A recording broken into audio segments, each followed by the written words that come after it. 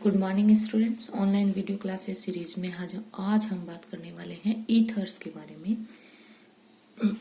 देखिए, water molecule को दिखाती हूँ। सबसे पहले OH, ये अपन को पता है, ये अपना वाटर मॉलिक्यूल है। तो जल के एक अणु में दोनों हाइड्रोजन परमाणुओं के स्थान पर यदि अपन एल्किल ग्रुप जोड़ दें, देखिए ये जो हाइड्रोजन परमाणु थे इनके स्थान पे मैंने कौन सा ग्रुप जोड़ा है? एल्किल समूह। तो बना हुआ यौगिक क्या कहलाता है? ईथर। और इसीलिए ईथर को हम कहते हैं एल्किल ऑक्साइड। क्लियर? अब देखिए, यदि अल्कोहल के दो अणुओं में से एक वाटर मॉलिक्यूल निकल जाए, जैसे मैं ये लेती हूँ मेथिल अल्कोहल, इसके दो मॉलिक्यूल ले लेती हूँ मैं OH, और यहाँ से मैं एक वाटर मॉलिक्यूल निकाल दूं। वाटर मॉलिक्यूल जैसे ही निकलेगा तो देखना जरा, ईथर बन जाएगा क्या? यस। और ईथर बनने की वजह से ही अब देखिए, अल्कोहल में से वाटर मॉलिक्यूल निकल गया, इसलिए अपन इनको बोलेंगे अल्कोहल के अनहाइड्राइड। क्लियर? तो ये दोनों बातें आप लोग ध्यान में रखेंगे। आगे देखिए, ईथर जो होते हैं वो दो प्रकार के होते हैं। एक होते हैं सममित ईथर और एक होते हैं असम्मित ईथर। नाम से ही पता पड़ रहा है, सम्मित जो ईथर होंगे उनमें ऑक्सीजन के दोनों ओर के ग्रुप सेम होंगे, और असम्मित ईथर होंगे उनमें दोनों ओर के ग्रुप क्या होंगे? अलग अलग। जैसे मैं अभी ले लेती हूँ, ये मेरा है सम्मित ईथर और ये मेरा बोलो क्या है? असम्मित ईथर। क्लियर? आगे देखिए, नामकरण की IUPAC पद्धति देखिए। IUPAC पद्धति में इसका नाम जो होता है वो होता है एल्कोक्सी एल्केन। क्लियर? अब देखिए, जब आप, जैसे मैं इसका नाम लिखूं, इसका नाम देखो, जब अपन लिखेंगे तो किसी एक को अपन को बनाना है एल्कोक्सी और एल्केन। तो देखिए, इसको मैं OCH3, इसको मैं क्या बोल सकती हूँ? मेथॉक्सी। तो इसको अपन बोलेंगे मेथॉक्सी, और एक कार्बन और बचा तो इसका नाम बोलो क्या होगा? मैथेन। क्लियर? Alkoxy alkane. अब सम्मित जो ईथर होगा उसमें आप किसी भी ग्रुप को एल्कोक्सी बनाएं, किसी को भी एल्केन बनाएं, कोई दिक्कत नहीं है। लेकिन अगर असम्मित ईथर है तो फिर अपन क्या करेंगे? तो ध्यान में रखेंगे, असम्मित ईथर में छोटे ग्रुप को ध्यान रखेंगे, जो भी छोटा ग्रुप होगा उसको अपन को बनाना है एल्कोक्सी, और जो बड़ा ग्रुप होगा उसको हम एल्केन का व्युत्पन्न मानेंगे। क्लियर? तो छोटे ग्रुप को एल्कोक्सी बनाना है और बड़े ग्रुप को अपन क्या मानेंगे? एल्केन का व्युत्पन्न मानेंगे। क्लियर? फॉर एग्जाम्पल देखिए, इसमें अपन को, या अपन ये भी लिख सकते हैं इसका नेम कि ये एथॉक्सी मैथेन, या अपन क्या लिख सकते हैं? मैथॉक्सी एथेन। तो अब अपन को ध्यान रखना है, छोटे ग्रुप को अपन एल्कोक्सी, तो ये होगा मैथॉक्सी एथेन। क्लियर? ध्यान रख लेंगे। आगे देखिए, ईथर में आइसोमेरिज्म।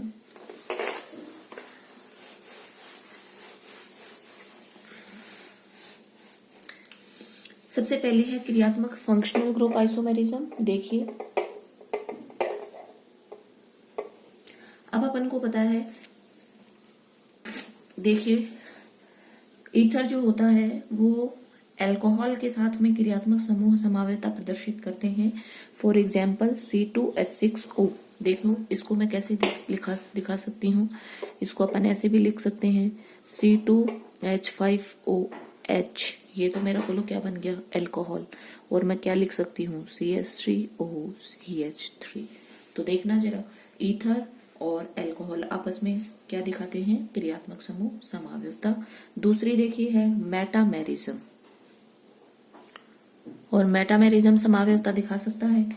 ईथरीय ऑक्सीजन के दोनों ओर के एल्किल समूह की भिन्न भिन्न प्रकृति के कारण इनमें मेटामेरिज्म भी प्रदर्शित होती है। फॉर एग्जाम्पल C4H10O, इसकी मेटामेरिज्म देखिए कैसे? C2H5O C2H5, ये भी लिख सकते हैं अपन। आगे देखिए CH3O C3H7, ये भी लिखा जा सकता है। तो आपस में ये क्या दिखा रहे हैं? मेटामेरिज्म। क्लियर? ये इसकी हो गई समावेशता। अब देखिए बनाने की विधियां। तो बनाने की विधियां में एक तो वेल नोन विधि जो सीधे सीधे नाम से पूछी जाती है, विलियमसन ईथर संश्लेषण विधि। क्लियर? देखिए, ईथर को प्रयोगशाला में बनाने के लिए सबसे महत्वपूर्ण विधि है और ये है विलियमसन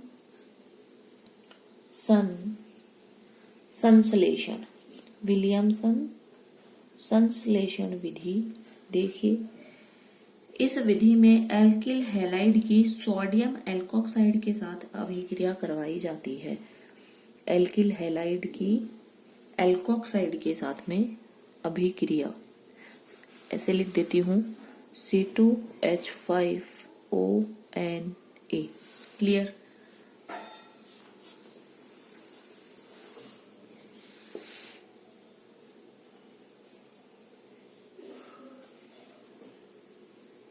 और अब देखिए यहां से क्या निकल जाएगा, NaBr, और क्या बन जाएगा, ईथर, C2H5O C2H5। क्लियर?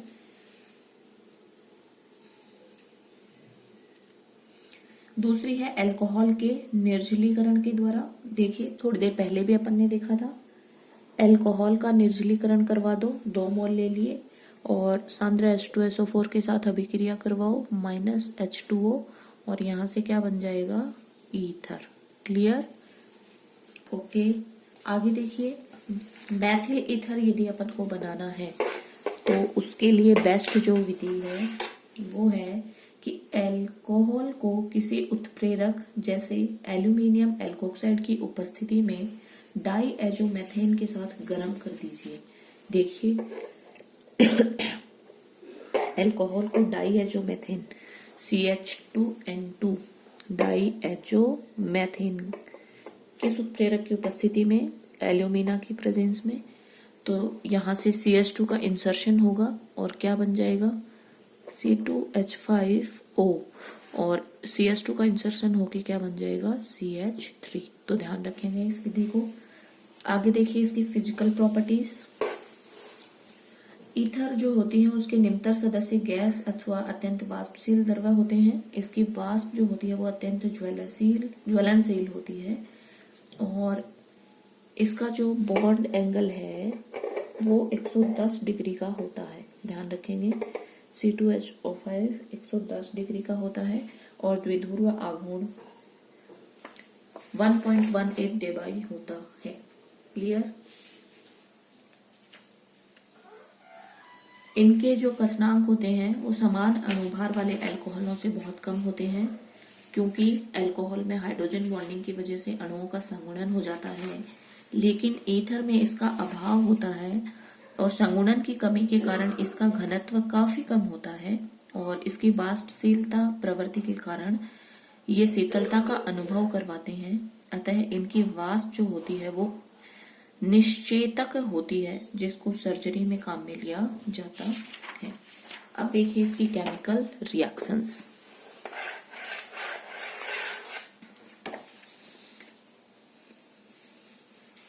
सबसे पहले देखिए, ईथर बहुत ही स्थायी और कम क्रियाशील यौगिक होता है, लेकिन ईथरीय ऑक्सीजन परमाणु को उदासीन परमाणु कहा जाता है, क्योंकि ये क्षार, ऑक्सीकारक, अपचायक आदि पदार्थों के प्रति क्या रहता है, स्थायी, लेकिन उच्च ताप व सांद्र अवस्था में अम्लों के साथ अभिक्रिया कर लेता है और ईथरीय बंध टूटता है। सबसे पहले देखिए अभिक्रिया जो है वो है प्रबल अकार्बनिक अम्लों के साथ, प्रबल अकार्बनिक अम्लों के साथ घुल करके ये ऑक्सीनियम लवण बनाते हैं और ब्रॉन्स्टेंट क्षार की भांति व्यवहार करते हैं। देखिए कैसे, C2H5OH, और जब आप इसकी अभिक्रिया H2SO4 के साथ करवाते हैं तो ये H+ को ले लेता है और कौन सा चार्ज आ जाता है, प्लस, और SO4-। क्लियर? ध्यान रखेंगे, HSO4-।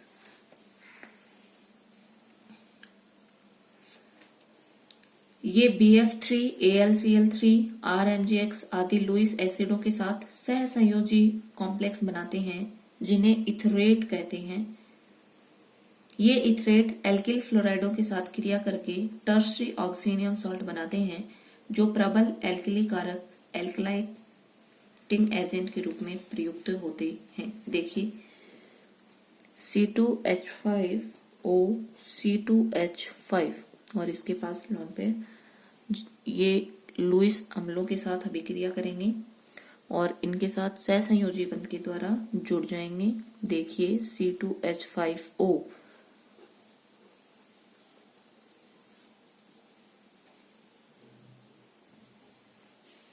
इनको अपन बोलते हैं इथरेट और ये इथरेट एल्किल फ्लोराइडों के साथ क्रिया करते हैं। देखिए जब आप इनकी अभिक्रिया एल्किल फ्लोराइडों के साथ में करवाते हैं C2H5F तो टर्सरी ऑक्सोनियम सॉल्ट, देखिए C2H5O C2H5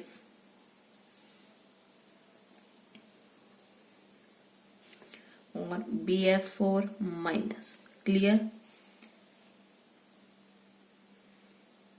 और ये प्रबल एल्किलाइटिंग क्या होते हैं? एसिड। तो ध्यान में रखेंगे ईथर की अभिक्रिया जब आप लुईस एसिड के साथ करवाते हो कोऑर्डिनेशन बॉन्ड के द्वारा जुड़ जाता है, इथरेट बनाते हैं, एल्किल हैलाइडों के साथ अभिक्रिया करते हैं, टर्सरी ऑक्सोनियम साल्ट बनाते हैं। क्लियर। इंपॉर्टेंट है अभिक्रिया। आगे देखिए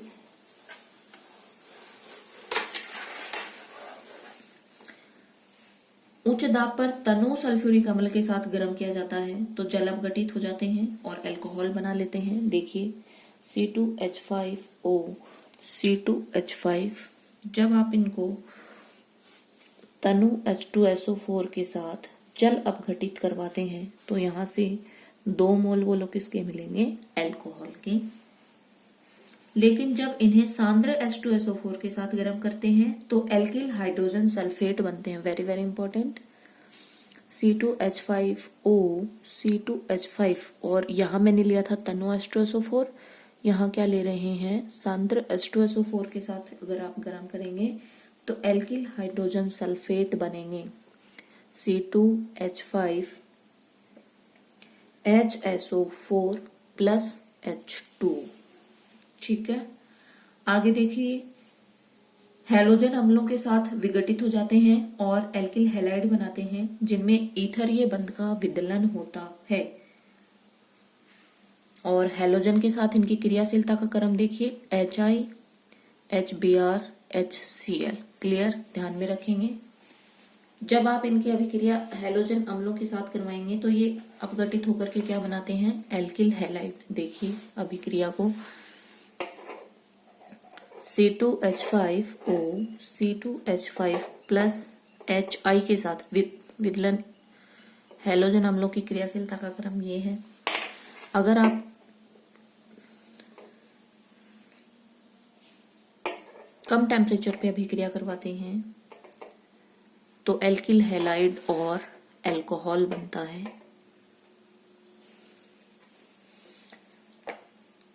लेकिन अगर आप अभिक्रिया हाई टेम्परेचर पे करवाते हैं तो एल्किल आयोडाइड ही बनते हैं। ये भी आपको ध्यान रखने। अगर आप अभिक्रिया C2H5O C2H5 यहाँ पे मैंने टेम्परेचर बढ़ा दिया है, गर्म कर दिया है। पहले अभिक्रिया लो टेम्परेचर पे हो रही थी, अब हाई टेम्परेचर पे हो रही है तो यहाँ से केवल और केवल क्या बनेंगे? Alkyl iodide. साथ में क्या होगा? H2O वाटर निकल जाएगा। देखिए इंपॉर्टेंट अभिक्रिया है चारों ही कि अगर आप ईथर की अभिक्रिया तनु H2SO4 के साथ करवाते हैं तो यहाँ से अल्कोहल बनते हैं। लेकिन अगर आप सांद्र H2SO4 के साथ करवाते हैं एल्किल हाइड्रोजन सल्फेट बनते हैं। अगर आप अभिक्रिया हैलोजन अम्लों के साथ करवाते हैं लो टेम्परेचर पे तो एल्किल आयोडाइड और अल्कोहल दोनों बनते हैं। लेकिन अगर आप टेम्परेचर को बढ़ा देते हैं तो केवल एल्किल आयोडाइड बनते हैं। क्लियर। आगे देखिए ईथर का इस प्रकार से विघटित होकर के जब आप टेम्परेचर को बढ़ाते हैं या ठंडे लो टेम्परेचर पे अभिक्रिया करवाते हैं तो ये जो एल्किल आयोडाइड बनाता है ये रासायनिक दृष्टि से अत्यंत ही महत्वपूर्ण है। इस अभिक्रिया की सहायता से जटिल यौगिकों में मैथोक्सी व एथोक्सी समूह का परिकलन किया जाता है, परिमापन किया जाता है, और इस विधि को कहा जाता है जीसल मेथड।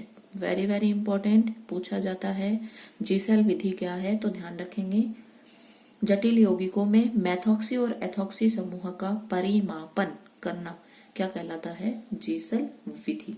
ठीक है, आगे देखिए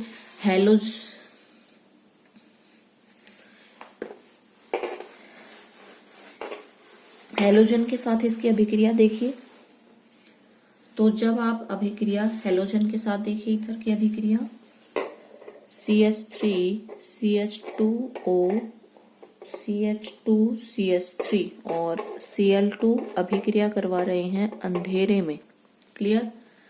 तो जब आप इसकी अभिक्रिया अंधेरे में करवाते हैं तो ऑक्सीजन के निकट स्थित हाइड्रोजन परमाणु शीघ्रता से हैलोजन के द्वारा प्रतिस्थापित हो जाता है। ऑक्सीजन के निकट CH ClO CH2 CH3 अभिक्रिया अंधेरे में की है। फर्दर जब आप इसकी अभिक्रिया Cl2 के साथ करवाएंगे तो ऑक्सीजन के निकट जो कार्बन है उसका हाइड्रोजन हैलोजन के द्वारा प्रतिस्थापित होगा एंड ये उत्पाद बनेगा। लेकिन अगर ये अभिक्रिया आप सूर्य के प्रकाश में करवाते हैं, देखिए CH2O CH2 CH3 और Cl2 के साथ आपने ले रखा है सूर्य का प्रकाश, तो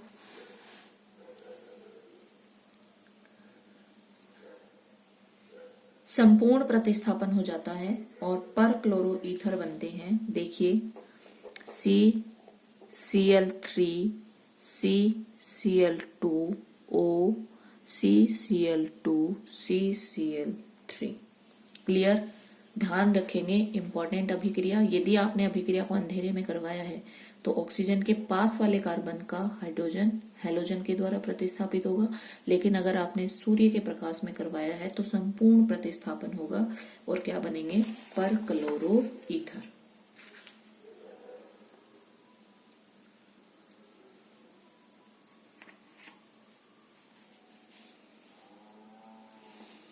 ये कुछ अभिक्रियाएं हैं ईथर्स की, इसके उपयोग देखें। इस श्रेणी का सबसे महत्वपूर्ण सदस्य डाई ईथर है और इसको विलायक के रूप में काम में लिया जाता है। ईथर को निश्चेतक के रूप में सर्जरी में प्रयोग किया जाता है, प्रशीतन के साथ में इसका प्रयोग किया जाता है और अल्कोहल के साथ इसका जो मिश्रण है याद रखेंगे उसको अपन बोलते हैं नेटेलाइट। और ये जो नेटेलाइट है इसका पेट्रोल के स्थान पर प्रयोग किया जाता है। तो ये था अपना ईथर। Thank you.